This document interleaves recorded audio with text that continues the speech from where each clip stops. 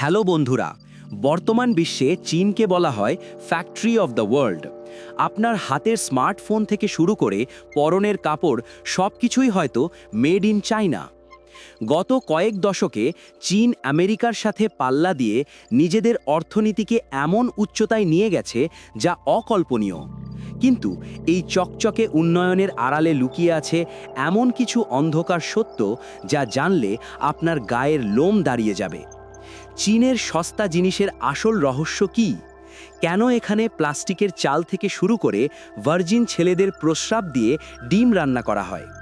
আজকের ভিডিওতে আমরা চীনের প্রাচীরের আড়ালের সেই অজানা জগৎকেই উন্মোচন করব। তো চলুন শুরু করা যাক।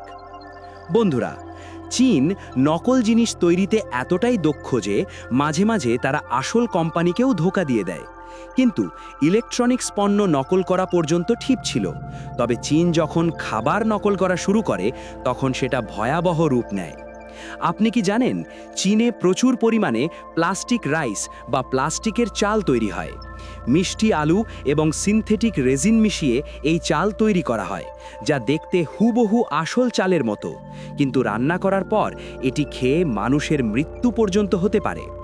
শুধু তাই নয়, চীনে গাটার অয়েল বা নর্দমার তেল ব্যবহারের বিষয়টি অত্যন্ত সাধারণ। রেস্টুরেন্টের পেছনের নর্দমা বা ড্রেন থেকে বর্জ্য তেল সংগ্রহ করে তা ফিল্টার করে আবার রান্নার কাজে ব্যবহার করা হয়। এক সমীক্ষায় দেখা গেছে, চীনে রাস্তার ধারের খাবার দোকানগুলোর প্রতি 10টির মধ্যে একটিতে এই বিষাক্ত তেল ব্যবহার করা হতে পারে।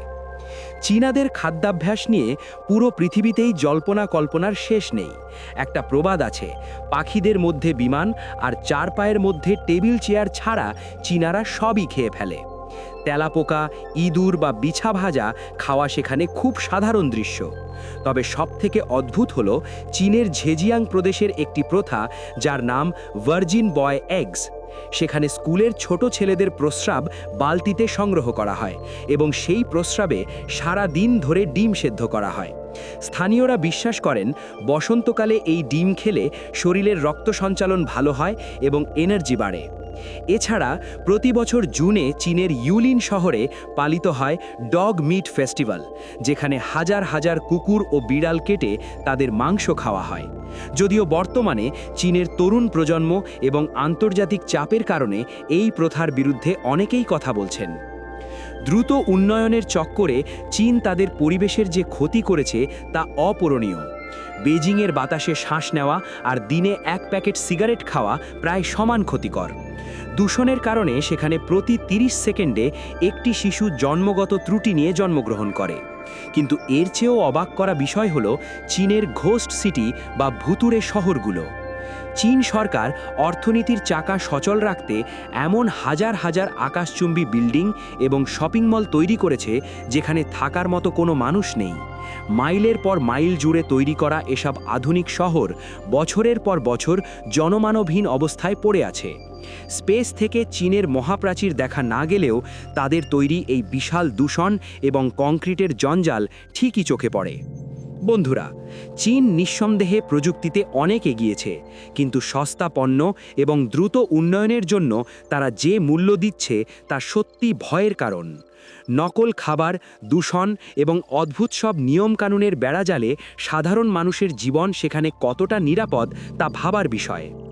এত কিছুর পরেও আমরা কম দামে চীনা পণ্য কিনছি, কিন্তু মনে রাখবেন, চকচকে মোড়কের ভেতরে সব সময় ভালো জিনিস থাকে না। চীনের এই বিষয়গুলোর মধ্যে কোনটি আপনাকে সবচেয়ে বেশি অবাক করেছে? প্লাস্টিকের চাল নাকি প্রস্রাবে সেদ্ধ ডিম? কমেন্ট করে আমাদের অবশ্যই জানান। ভিডিওটি ভালো লাগলে লাইক দিন এবং বন্ধুদের সাথে শেয়ার করুন। এমন আরও রোমাঞ্চকর তথ্য পেতে আমাদের চ্যানেলটি সাবস্ক্রাইব করে বেল আইকনটি প্রেস করুন।